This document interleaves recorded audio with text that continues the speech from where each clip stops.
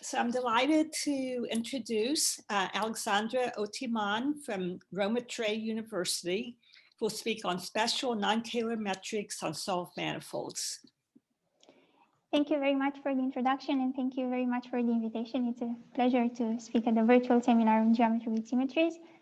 So my talk will be about special non-Kähler metrics on solved manifolds, and the plan will be very easy. I will give just a very brief overview on special Hermitian metrics of non-Kähler type, and then try to focus on the Nilmanfolds case and study compatibility problems between two non-Kähler structures of special type. And finally, land in the world of number theory and study the Hermitian geometry of Oeljeklaus-Toma manifolds, which are some complex compact manifolds whose construction arise from number theory. And I will try to present a dictionary between the existence of special Hermitian objects on Oeljeklaus-Toma manifolds and algebraic number theory. So let me just give an introductory slide about fixing the notation. So MJ will always denote complex manifold, will be compact most of the time unless I specify it. So J is an integrable complex structure, and G, a Riemannian metric, is called Kähler if it satisfies two conditions. The first one is if it is compatible with the complex structure J, so it is Hermitian, and if its associated fundamental form, which is obtained by G twisted with J on the first component, is closed. There are essentially two ways of quitting the Kähler world, of relaxing the Kähler condition. One of them would be to impose relaxing conditions on the integrability of J, and the other one would be to relax the condition of the fundamental form being closed.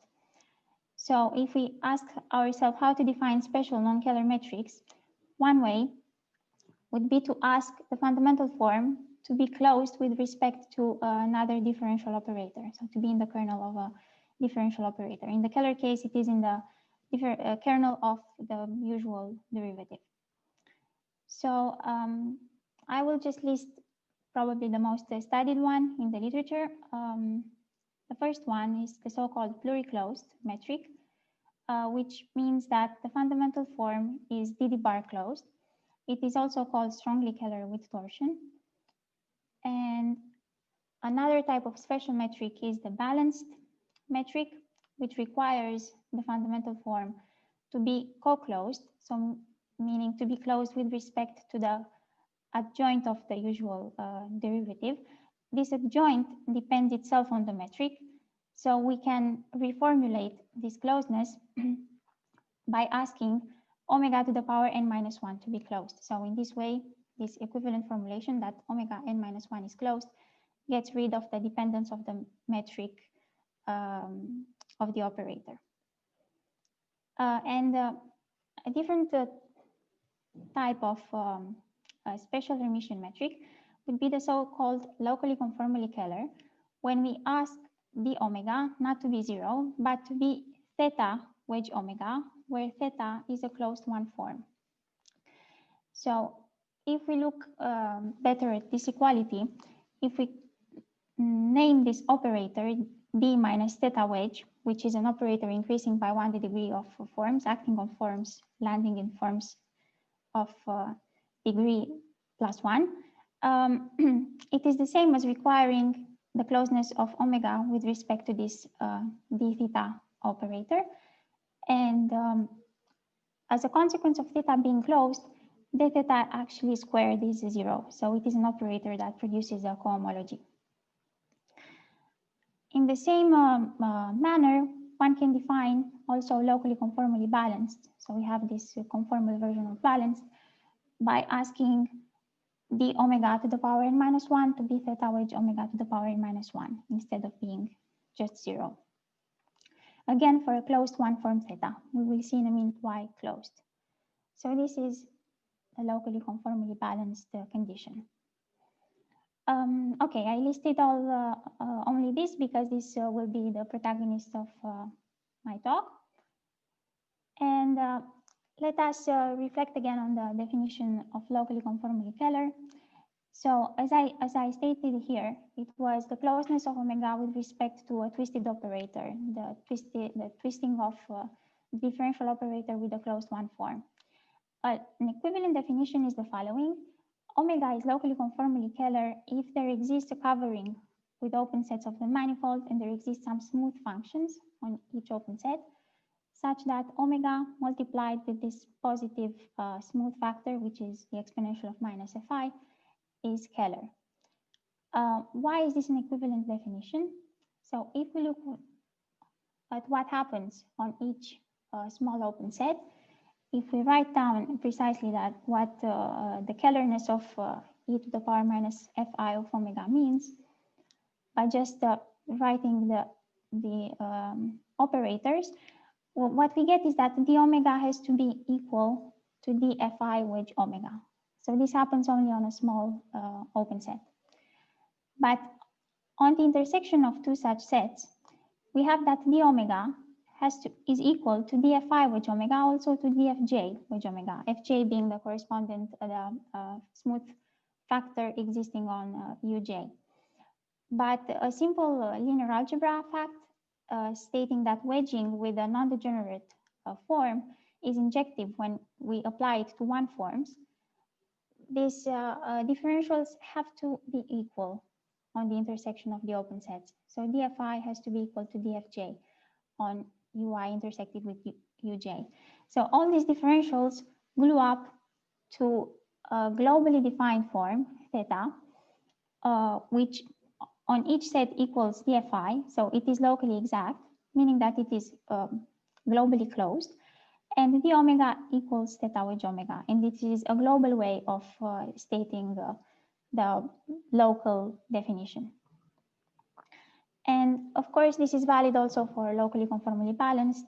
Metric is locally conformally balanced if there exists a covering of the manifold with open sets and smooth functions such that the metric multiplied with these conformal factors is balanced. This notion of locally conformally Kählerness is conformally invariant, meaning that any conformal metric with a locally conformally Kähler metric is itself locally conformally Kähler. So this happens only if we notice that by multiplying omega with e to the power f, what happens to this one form, it modifies by adding an exact factor. So the same type of equality will be satisfied, but the one form just modified with an exact factor, meaning it is still closed. So if omega is locally conformally Kähler, then also a conformal metric is locally conformally Kähler. So it is actually a conformal structure. The whole conformal class will be locally conformally Kähler, or LCK, as I shall shortly call it in the talk. Of course, the case when theta is globally exact is not very interesting because by multiplying omega with the e to the primitive, we get a Kähler metric.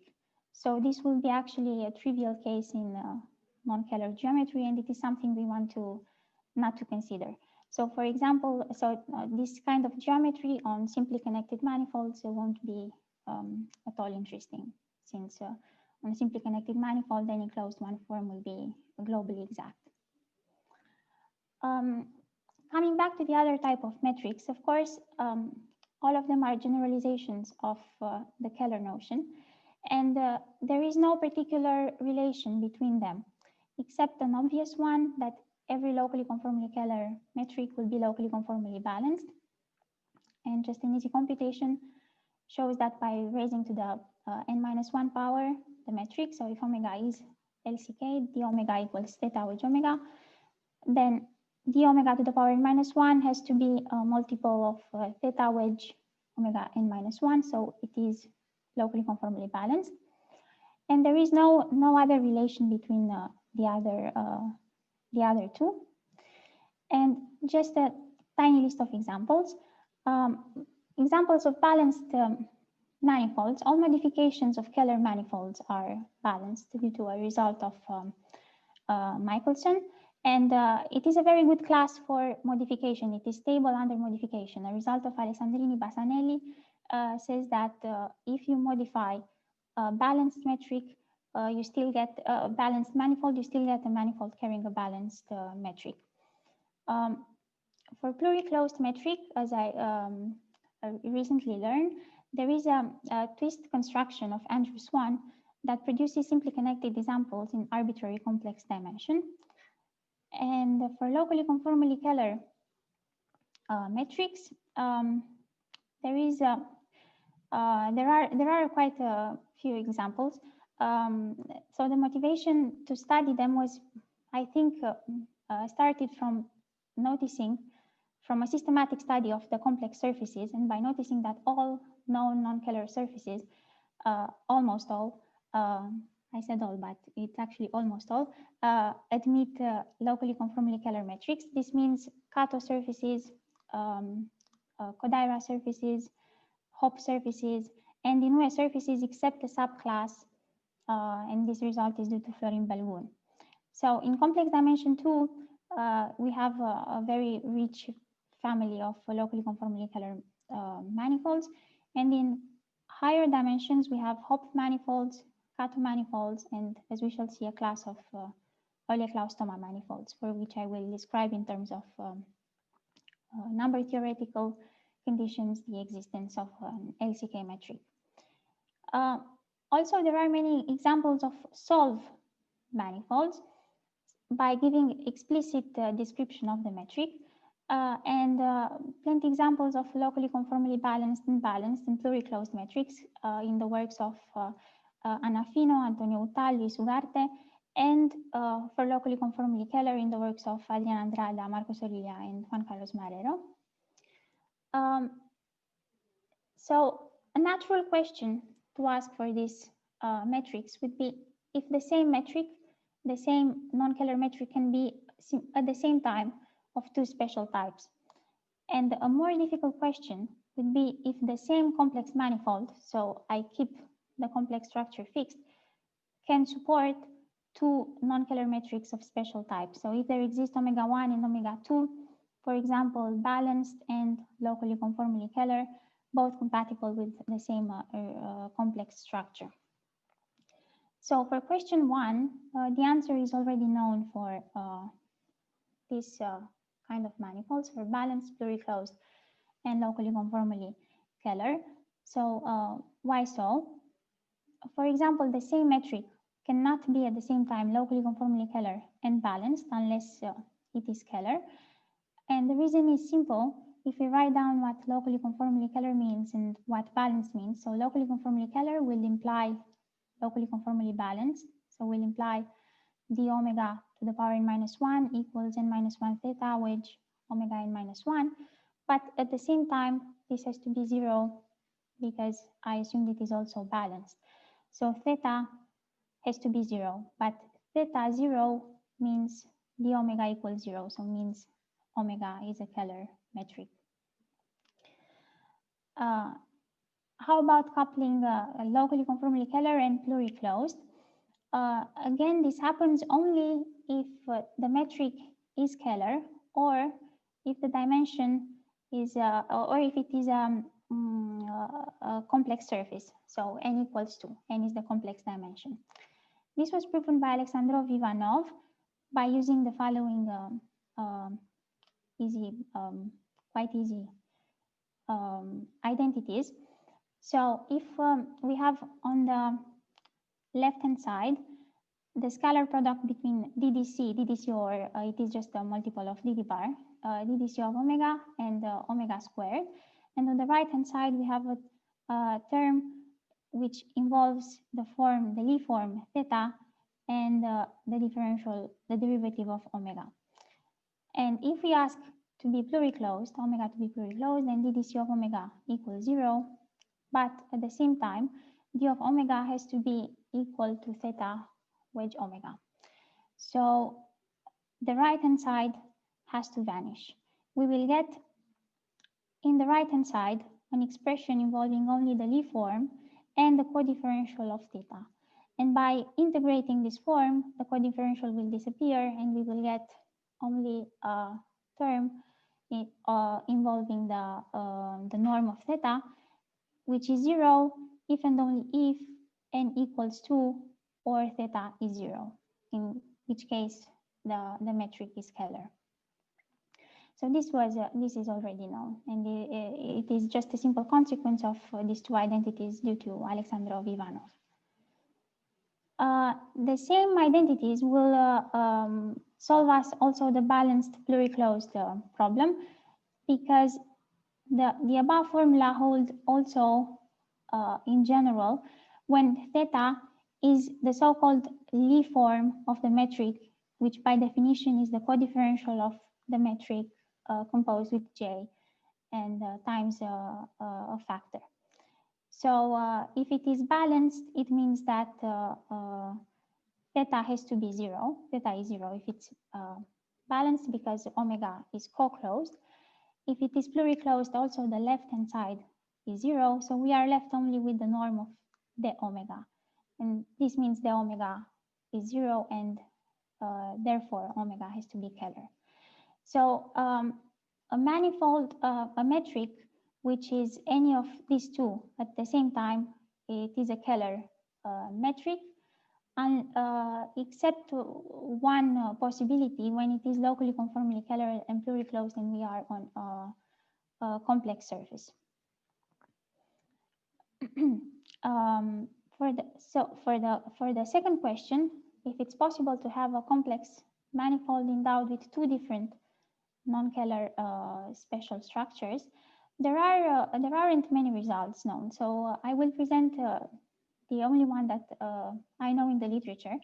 And the first one is an old result of Weissmann, saying that on a compact complex manifold of Kählerian type, there is no genuine locally conformally balanced or locally conformally Kähler metric. It has to be globally conformally Kähler or globally conformally balanced. So basically, on a compact manifold, a Kähler and a locally conformally Kähler manifold cannot coexist unless the locally conformally Kähler metric is globally conformally Kähler.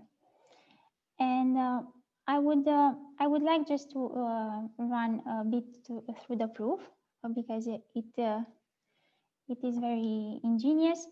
So if we take a locally conformally balanced metric and we write down what it means, so it meant that d omega to the power n minus 1 is the wedge product between a closed one form and omega to the power n minus 1. Then we can perform a conformal change of this metric, omega 0. So omega 0, we define omega 0, omega multiplied with a wisely chosen conformal factor, such that omega 0 will have the property that raised to the power n minus 1 is dd bar closed. This is the definition of a Gauduchon metric, and this is the possibility of choosing such a function. F is a very strong result of Gauduchon uniqueness result, stating that in the conformal class of any given Hermitian metric, there is a unique up to multiplication with positive constants metric satisfying this property, that dd bar of omega to the power n minus 1 is 0. So we perform first this conformal change, and we use now the fact that our manifold is Kählerian, so it satisfies a very strong property called the dd bar lemma.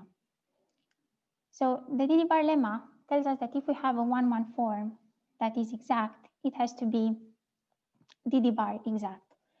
So the best candidate for applying dd bar lemma to would be the 1-1 form obtained by dj theta 0, where theta 0 is the Lie form of the renormalized metrics of omega 0. The fact that dj theta 0 is a 1-1 form is a simple consequence of d theta 0 being 0, so of theta 0 being closed. So by the dd bar lemma, dj theta 0 is dd bar of a smooth function of an h. And now we are one step away of saying that theta 0 has to be globally, theta has to be globally exact. And it is a trick of computation. If we look at the integral of dj theta 0 with omega 0 to the power n minus 1, we shall compute it in two ways. On one hand, we have dj theta 0 is dd bar h, and by Stokes, this will eventually be 0 because we move the dd bar to omega 0 to the power n minus 1, which is 0 since it is Gauduchon, as we chose it to be Gauduchon. On the other hand, again using Stokes, we can move the differential operator d to omega 0, and using the fact that it is locally conformally balanced, so by writing what is d omega 0 to the power n minus 1, we get the expression of the L2 norm of theta 0, which is 0 from the other computation. So therefore, theta 0 has to be 0, meaning that theta has to be globally exact. And our locally conformally balanced metric turns out to be globally conformally balanced. So Weismann's theorem uses actually only the existence of the dd bar lemma, and this is the force of the proof, lies in this homological property satisfied by Kähler metrics. So anyway, it is an incompatibility result between the dd bar lemma and the existence of this kind of special non-Kähler metric, which are strictly locally conformally Kähler or locally conformally balanced metrics. Now, to test if such two metrics, in general, two metrics of non-Kähler type that we choose are compatible or not, an excellent ground for testing would be to start with nilmanifolds. So I will briefly recall that a nilmanifold is a compact quotient of a simply connected nilpotent Lie group G to a discrete subgroup gamma. So I will always assume the quotient is compact, so that gamma is a co-compact discrete subgroup. And the advantage with working with nilmanifolds is that many of the problems can be transformed into linear algebra problems working on the Lie algebra level. And a very special place in the life of a nilmanifold is occupied by left-invariant objects. So I will call a differential object on M left-invariant if it is induced by projection from a left-invariant differential object on G.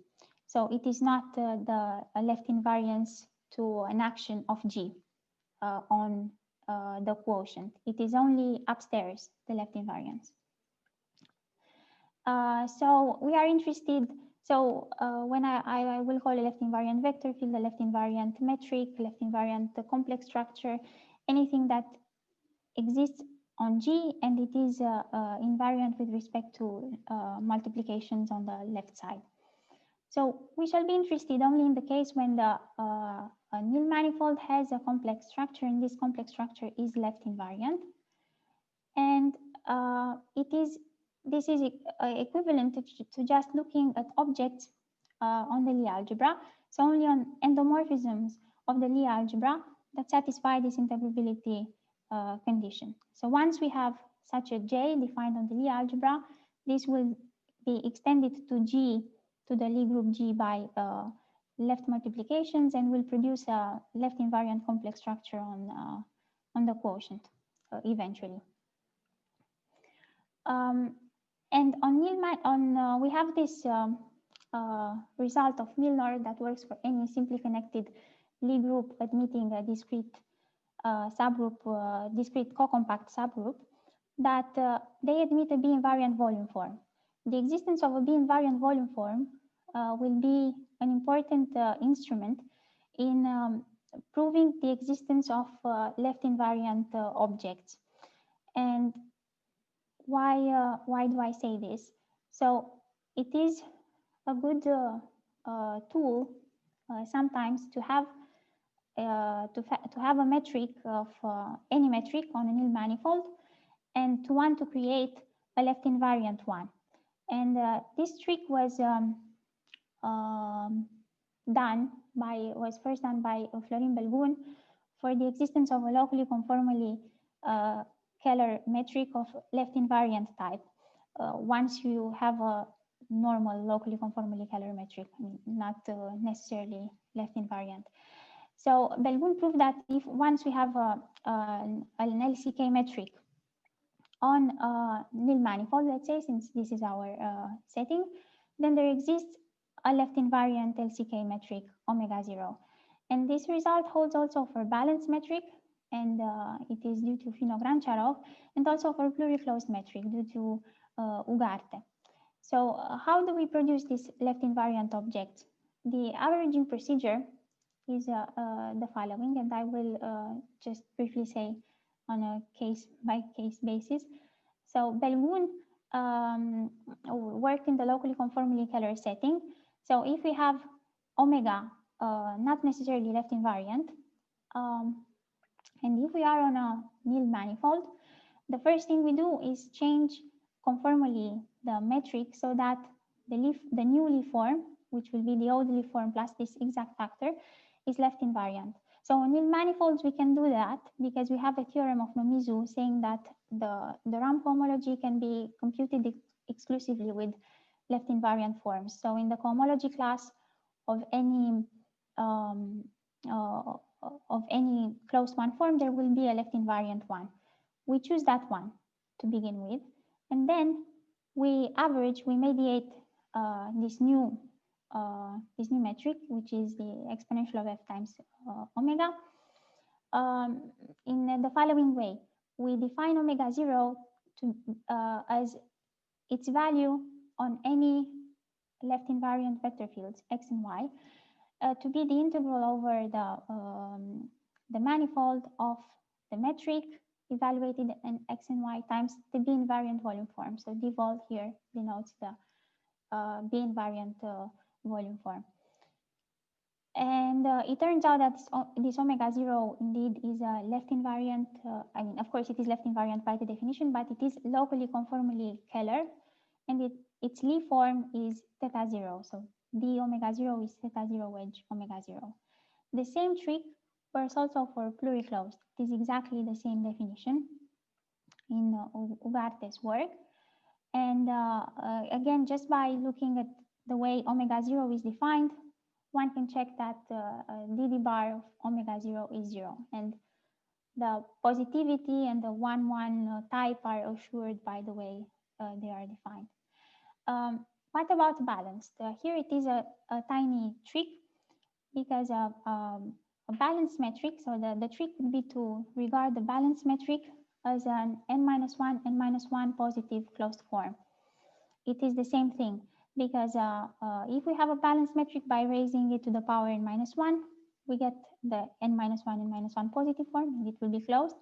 The other way around, having omega tilde and n-1, n-1 positive closed form, just by linear algebra, in any point, we can define its n-1 root, and we can recreate the original balanced form metric. So Fino-Grancharov, to define left invariant balanced metrics, said that if we have an n-1 positive closed form, we average this one. So we define omega tilde 0 to be an n-1, n-1 form by this formula, and it turns out to be positive closed because it basically D will just cross the integral sign, and it will be also positive. So it will produce a left invariant balanced metric. So we have this general method to prove non-existence of special Hermitian metrics on nilmanifolds. To assume the existence of the metric that we want, prove it exists a left invariant one of this precise type, and then use the structure equations of G to get somehow a contradiction. And the second result that I know responding to question number 2 that I posed is the following result due to Anafino and Luigi Vezzoni, that a compact nil manifold, of course, always endowed with a left invariant complex structure, with this extra assumption that the commutator plus j times the commutator is abelian, cannot bear a pluriclosed and a balanced metric unless it is a complex torus. And of course, assuming there exists a pluriclosed metric, using again the averaging procedure, one can assume there exists a left invariant one, and they prove that the pluriclosed, the existence of a pluriclosed metric will imply that the center, so the center C, those elements that commute with all the rest of the elements, is J invariant. And the next step in their proof was to show that G is two-step. So G is two-step means that the lower central series will stop after exactly two steps. And then using the structure equations of a two-step nil manifold with J invariant center, they obtain the contradiction by assuming the existence of a pluriclosed and a balanced metric. I mean, unless it is a torus. In this case, it would be a one-step nil manifold. And their statement works if we replace nil manifold with that technical assumption, works for a two-step nil manifold, because a two-step nil manifold endowed with a pluriclosed metric will automatically satisfy the condition in their statement. Will have J invariant center and will have the commutator plus J times the commutator abelian. So we can they can state their theorem in this way, that a two-step nil manifold admitting a pluriclosed and a balanced metric is actually one step. It is a complex torus. So this leaves us as open question if this result holds for any compact non-manifold, and if there exist examples of compact complex manifolds that can bear pluriclosed and balanced metric at the same time. Of course, not the same metric, as we saw this was impossible. And they stated even as a conjecture that if MJ is compact and carries both pluriclosed and balanced metric, then it is a Kähler manifold. What we did with Liviorna and Miron Stanciu was to couple the locally conformally Kähler condition and the pluriclosed condition on nil manifold. And our statement was is this one is in the spirit of Fino-Vezzoni result, that complex nil manifold bearing both LCK and pluriclosed metric is necessarily a complex torus. And this happens also if you couple LCK and balanced. And what is the proof? The proof is of course, very computational, but it has two steps morally. The first step is to use the structure of a locally conformally Kähler nil manifold, which conveniently enough was already given by Savai in 2007. So any nil manifold endowed with a left invariant complex structure is necessarily of this type. Is a quotient of Heisenberg group times R. Here I forgot to put the quotient by some gamma, and some standard complex structure. So using the fact that we basically know all the structure equations of an LCK nil manifold, it was just a matter of getting the contradiction with the condition of pluriclosed and balanced metric by studying these structure equations. Now we wanted also to find some compatibility results, because these were incompatibility results, that pluriclosed does not go well with LCK and balanced does not go well with LCK. To produce explicit examples where we coupled locally conformally balanced with balanced and with pluriclosed, the problem is how we find how we produce explicit examples in of nilmanifolds when we want. So it's easy to give the Lie algebra and to give the complex structure J. So are we sure there exists a compact nilmanifold G quotient to gamma such that the Lie algebra of G is precisely Gothic G? So of course, any Lie algebra is the Lie algebra of a simply connected Lie group. But if G is nilpotent, we have this very important criteria given by Maltsev that there exists a lattice gamma. So by this I mean there exists a discrete co-compact group of gamma. So there exists a compact quotient if and only if the Lie algebra admits a basis with rational structure constants. With structure constants meaning the numbers that are described by the Lie brackets.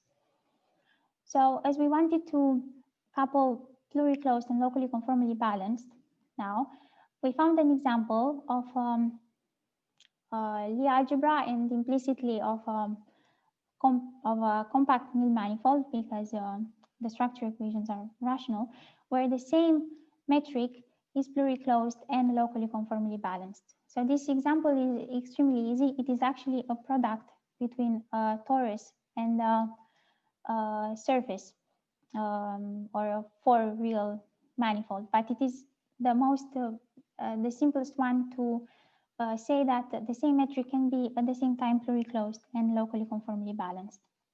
So we just gave the structure equations for the Lie algebra and took the easiest metric. Now, the same metric, of course, cannot be both balanced and locally conformally balanced. But I mean, unless it's in a trivial way, we accept the notion of locally conformally balanced. But we produced an example of a nilmanifold bearing two different structure.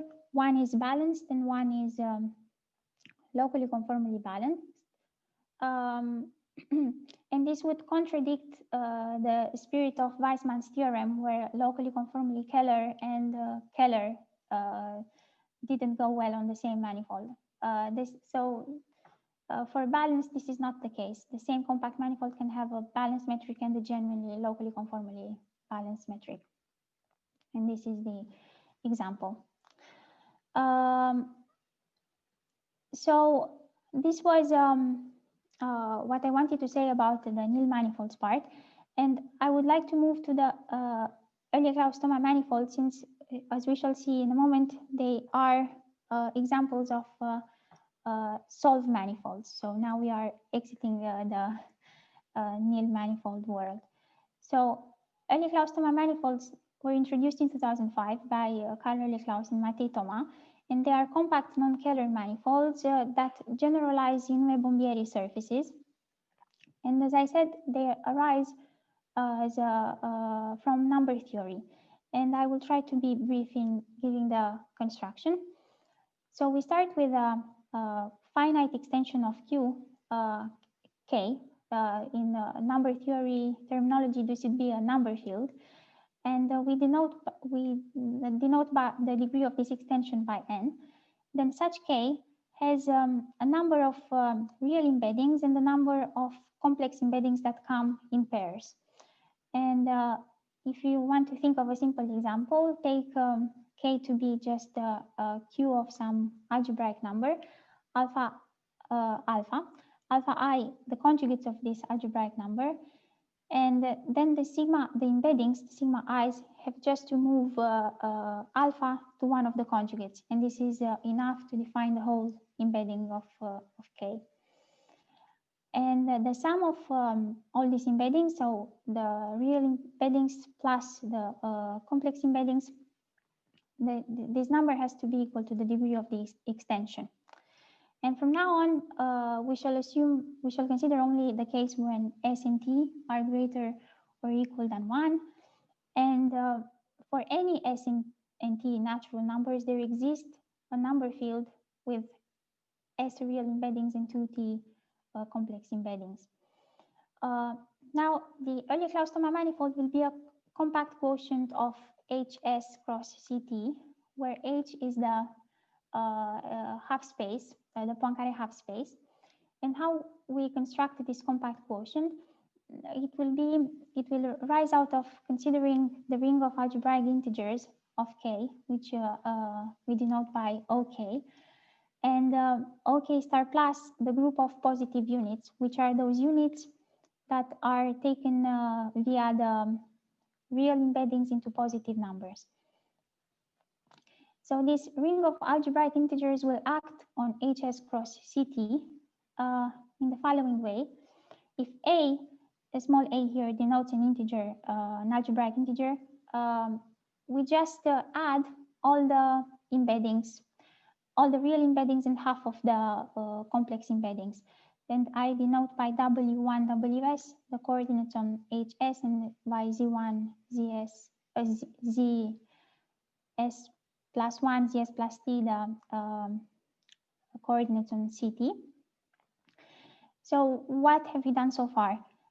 So far, if we look at the embedding of the ring of algebraic integers in Rs times Ct, so only in Rs times Ct, the first S parts here are real and the other ones are complex.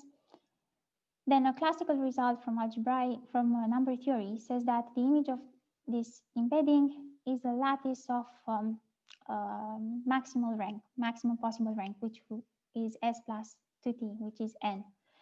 So far, what we did is we compactified the part containing the part of CT and the real parts coming from the half space copied S times, because the action of this translation didn't affect at all the imaginary part of the first S coordinates. So this quotient so far is not compact. It is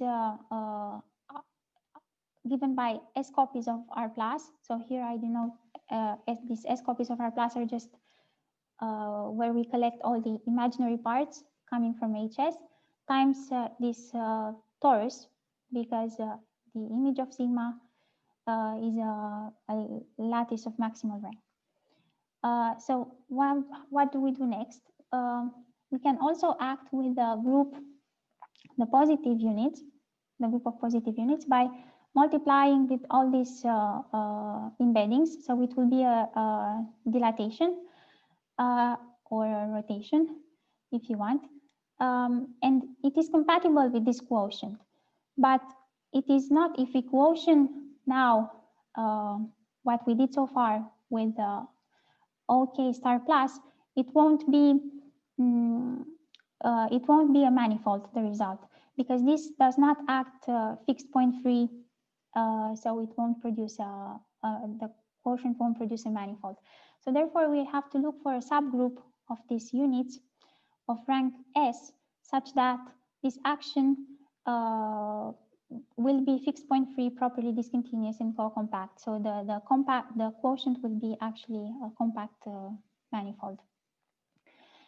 So for this, we take the logarithmic representation of positive units in Rs plus T, given by the logarithm of all the embeddings. So on the first S coordinates, we don't have any problems because U is a positive unit. So sigma 1 U, sigma SU are all positive. And for the rest, we take the module of the complex embedding. And since U is a unit, the image of this logarithmic representation will land in a hyperplane of Rs plus T, given by all those vectors whose sum is 0. Because since U is a unit, the product of all the embeddings is 1. So the sum of all these logarithms is 0. And again, a classical result from number theory, I think it is called the Dirichlet theorem, says that the image of L is a maximal lattice in H. So maximal lattice, I mean, has the maximal rank possible, which is S plus T minus 1. So now we choose a subgroup U such that the projection of L of U, I go back to just to see the logarithmic representation again. So the projection on the first S coordinates of L of U is a lattice of rank S in Rs. So this U is the subgroup that we want, subgroup of positive units that we want, so that it acts fixed point free, properly discontinuous, and co-compact. And to summarize what we did, we acted basically on HS times CT with the semi-direct product between U and OK. And Oeljeklaus-Toma, this is the construction they provided. They gave and they proved, of course, all these things that the quotient is a good quotient. So this is a compact complex manifold associated to a number field K and to a subgroup of positive units that it is called admissible. So some basic facts about them is that they are not simply connected. So the first Betti number is given by the number of real embeddings. They are also, the construction itself reveals that they are the total space of a fiber bundle over a torus with the fiber of torus. This is a real fibration, not the holomorphic fibration. And with the Nicolina extractive, we computed the de Rham cohomology in terms of number theoretical invariants. This number theoretical invariance will arise as counting non-trivial relations between the embeddings. And also the Dolbeault cohomology is computable in terms of number theoretical invariances. We proved with this with Matei-Toma. And a much stronger result holds for their Dolbeault cohomology, which is that Hodge decomposition holds. Hodge decomposition in the sense that the Froelich spectral sequence degenerates at the first page, or in other words, the Betti numbers can be written as the sum of the Hodge numbers without having the symmetry that we have in the Kähler case. But still, this is a feature that they share with Kähler manifolds, the fact that they have Hodge decomposition, although they are not Kähler. Other analytical features are there are no global holomorphic vector fields, there are no global holomorphic one forms. Their Kodara dimension is minus infinity. And very important is that they can be organized as a solved manifold. So they can be presented as a quotient of a solvable Lie group to a discrete co-compact group gamma. And this was done by Hisashi Kasuya in 2012. And what about the Hermitian geometry of this manifold? So we know that they are not Kähler. Do they admit interesting Hermitian metrics? And in the original paper of Oeljeklaus-Toma, it was proven that in order to admit an LCK metric, they have to satisfy a certain number theoretical condition, which is the fact that the module of all the complex embeddings, applied to units have to have the same module, the same absolute value. And later, Battisti showed that even knowing that this condition holds, we can explicitly say the locally conformally Kähler metric. So let me just give you just a tiny bit of a sketch of this proof. So to see that they apply this principle that a locally conformally Kähler metric is the same as a Kähler metric on the universal cover, which is homothetized by the deck transformation group. So by this, I mean that any transformation, any deck transformation applied to omega tilde will be a positive multiple of omega tilde. And just in order to see this is, of course, applies to any locally conformally Kähler manifold. So if X is LCK and X tilde is its universal cover, when we pull back the Lie form, this will be globally exact. The pi star of theta will be, will have a primitive on X tilde. We can define omega tilde to be the pullback of the LCK metric times this conformal factor e to the power minus f, and this turns out to be Kähler and with the aforementioned property. And the other way around, if we have a Kähler metric on the universal cover homotheticized by the deck transformation group, then how we recover the LCK metric downstairs. So first we recover actually the leaf form. We recover its class in the first Durham homology group, because by considering the map associating to any transformation, any deck transformation, the logarithm of its corresponding factor here, C gamma, well, what we get is a character on the fundamental group. It's an element in the dual of the fundamental group. So this is in bijection with the first Durham group, and its correspondent in H1 Durham is precisely the class of the Lie form. So this is how we recover the Lie form, and later we recover also the metric. So this is the principle. Alexandra, Yes. may I ask you something? Yeah. Is there an algebraic proof of this by using the solvmanifold structure? Is it known? I mean, an alternative proof by using that it's a solvmanifold? By using that it is a solvmanifold. Yeah, I think you can do it. Yes, but they did it without using the solvmanifold structure.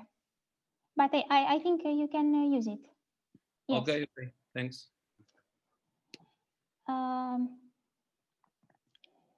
Okay, so now if this is what Battisti did, that if we have this equalities satisfied, this condition satisfied, then you can explicitly define the metric, the Kähler metric on the universal cover with that property, and it has this form.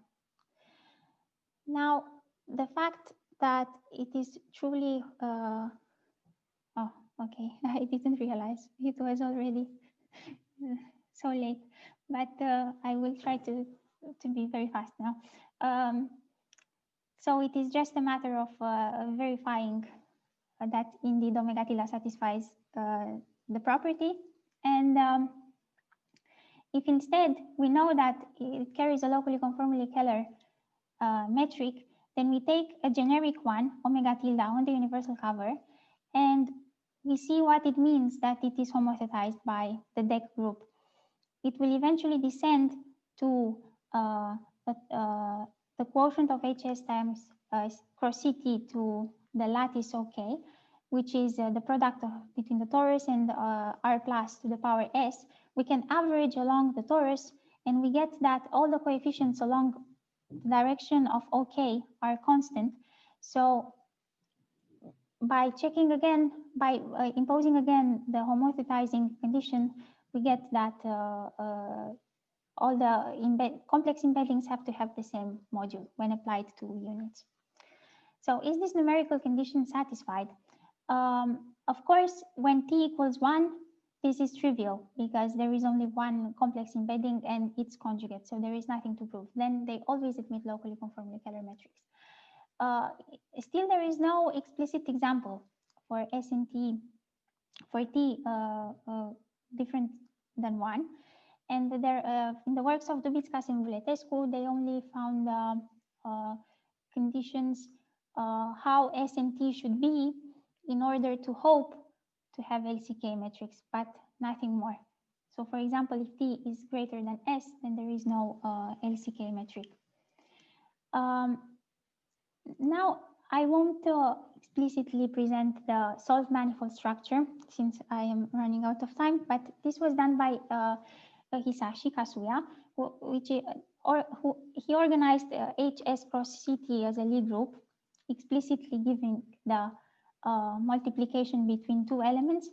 And at the very end, the Oeljeklaus-Toma manifold turns out to be this quotient between the semi-direct product of RS and RS times cross CT and the semi-direct product between the group of units and the algebraic integers. And we know that there is this solved manifold structure. Now we ask if there exist pluriclosed metrics on Oeljeklaus-Toma manifolds and try to employ the solved manifold structure to get the answer. And the characterization that I gave was that an Oeljeklaus-Toma manifold that meets a pluriclosed metric if and only if we have this numerical condition that, first of all, we have the same number of complex and real embeddings. I mean, S equals T. Of course, there will be 2T complex embeddings, but it is so this is mandatory that S equals T. And after possibly relabeling the embeddings, we have this condition that each real embedding, sigma I, comes with its corresponding complex embedding, and times the module of that complex embeddings time, its conjugate has to be equal to 1. This happens for any unit in U. And again, for this, if I know the numerical condition satisfied, I can define explicitly the pluriclosed metric on the Oeljeklaus-Toma manifold, and it is straightforward to compute that this is indeed DD bar closed, and it is also left invariant with respect to the solved manifold structure. Now, the other way around, if I know there exists a pluriclosed metric, by the averaging principle, I know there exists a left invariant one, and it is just a long and tedious computation by taking a generic positive 1-1 form DD bar closed, and by concluding that this property, this numerical condition, has to be satisfied. When is it satisfied? Do we have explicit examples? And there is a very recent result of Arturas Dubitskas from October this year, saying that this condition is always satisfied for any S. He can find, is always satisfied, meaning that for any S, one can find a number field K and a group of units U such that the Oeljeklaus-Toma manifold corresponding to K and U satisfies this condition. And in particular, there exist pluriclosed OT manifolds in any in arbitrary, even complex dimension. They are not simply connected because their first Betty number is equal to S. And I wanted also to say that the pluriclosed condition and the LCK condition are incompatible, because if we couple them, we have an Oeljeklaus-Toma manifold satisfying both LCK and pluriclosed. It has to be necessarily a surface. These two numerical conditions cannot hold otherwise. We have also some topological implications of this existence. So we can compute directly the third Betty number and the Hodge number of degree 2-1 for an OT manifold admitting a pluriclosed metric, thanks to the numerical condition they satisfy. By applying this, the description we gave for the Durham and Dolbocco homology. And in the case of low dimension, so when the complex dimension is 4, meaning that S and T are equal to 2, then the topological condition becomes equivalent to the existence of the SKT. I wrote the pluriclosed, the existence of a pluriclosed metric.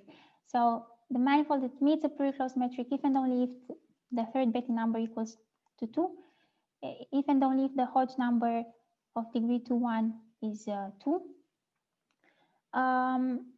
And I wanted to finish by giving an explicit example in the when S equals to 2, which I owe to Matei Toma.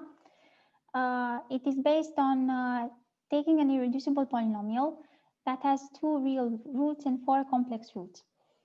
And we take this polynomial to be splittable in these 2 parentheses that I wrote.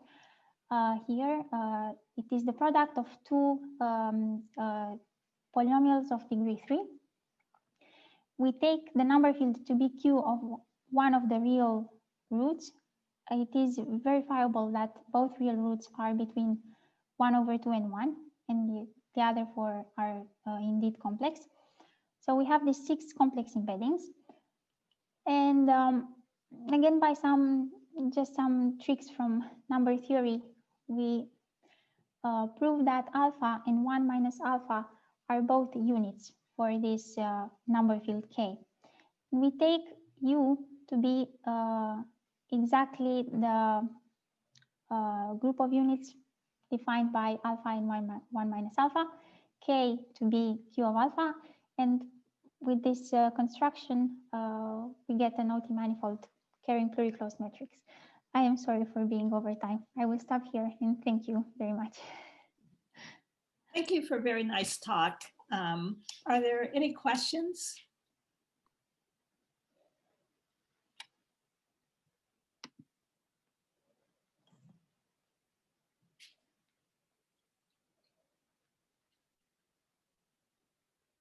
Okay, if there's no questions, thank you again.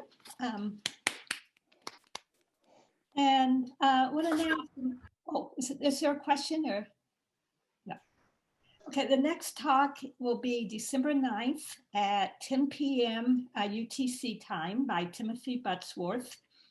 And then we're going to take a break for the holidays and we'll resume on January 13th. So again, thank you for a really lovely talk. Thank you.